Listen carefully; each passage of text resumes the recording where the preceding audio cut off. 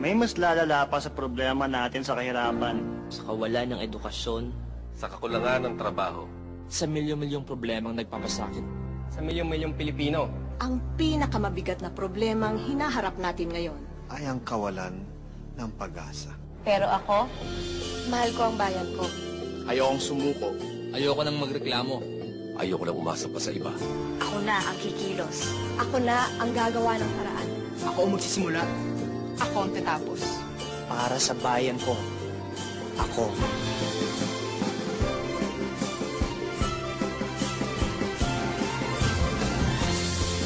Ako mismo. Ako mismo. Ako mismo. Ako mismo. Ako mismo. Ako mismo. Ako mismo. Ako mismo. Ako mismo. Ako mismo. Ako mismo. Ako mismo.